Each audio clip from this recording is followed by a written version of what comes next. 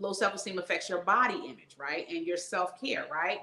Low self-esteem manifests in dissatisfaction with one's body image, right?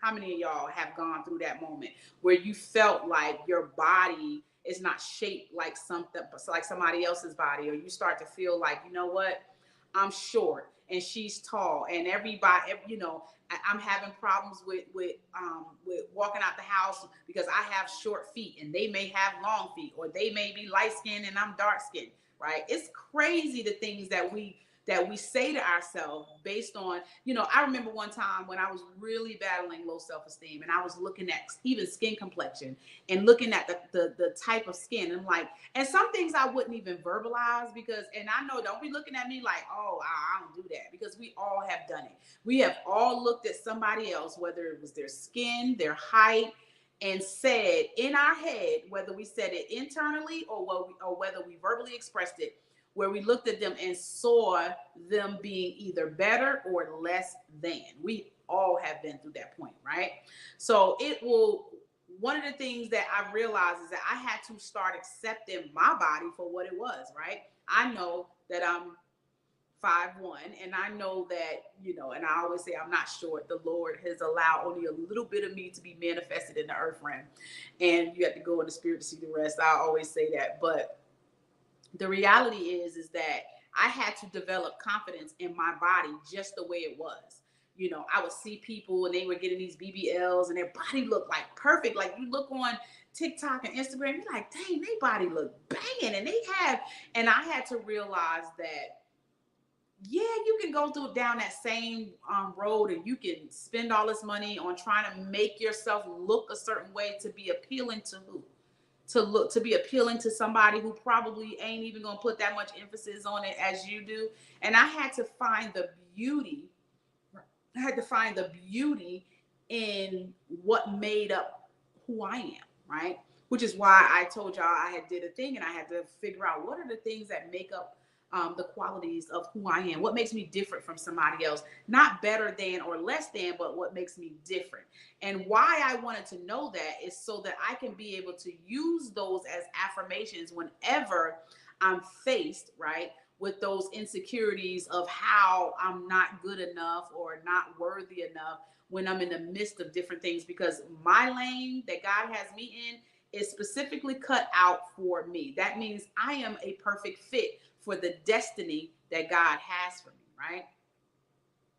Low self-esteem can impact also your motivation to practice self-care, right?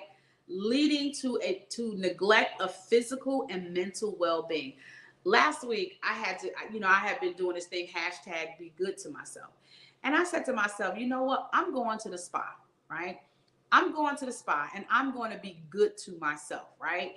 And I realized that when I carve out time, because we can fill our day up with all kind of stuff. When I carve out time for me, right? I realized that I had to say to myself, you deserve this. You deserve this. You deserve to have some time to be good to yourself. So I did. I took a day and I spent the whole day at Jeju. And I came out and I felt amazing. It increased my ability to see myself as worthy of being able to have rest, right? Because sometimes when you work all the time, I don't know, it seems like modern day women, we find like, especially depending on what state you're coming from, what city you come from, you know, you tend to feel like you just got to do it. You got to do everything, and you got to go and do.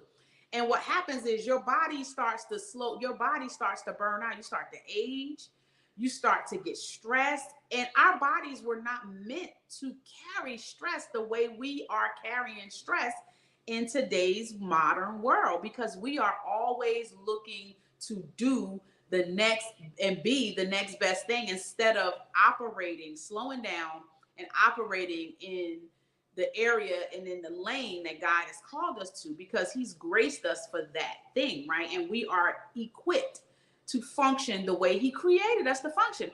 I heard Pastor Keon say one day, I was watching TikTok, and he was saying how, because we're in a culture where everything, when he was talking about patience, and he was saying how patience is a structure, and how God had things set up a certain way. But what happened is, when we couldn't get to one place quick enough, then what did? We built a plane, right, to get there faster. When we didn't no longer want to wait to cook our food, then we built a microwave so that we could hurry up and cook our food fast, right?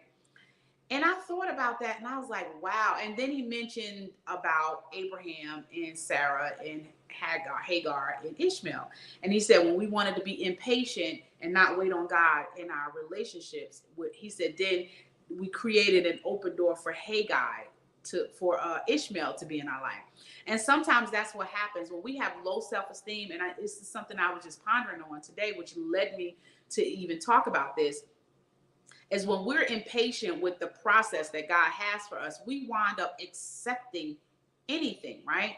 And even though we may say, oh, no, I have standards, I have this and that, what happens is our inability to wait on God, right? Because of how we see ourselves, right? We want to take matters into our own hand, right? And we start to do things because we don't like to wait, right? Because we're in a have it your way culture, right? We don't like to wait, right? Last but not least, right? Low self-esteem affects it affects your belief system. And last week I was talking about belief system. And then if you watched me on Dinner with the Coaches with visionary coach Thomas Taylor, he talks a lot about limiting belief system. It actually affects low self-esteem. Often causes you to feel like your potential and your worth, you're not able to like develop, to the full potential of what you can do, right? Because you feel like again, you're looking inwardly. Something just went up my nose. Excuse me. I gotta get something. Something just went up my nose. It was like a mosquito or something. Excuse me, guys. So, okay. So what happens is,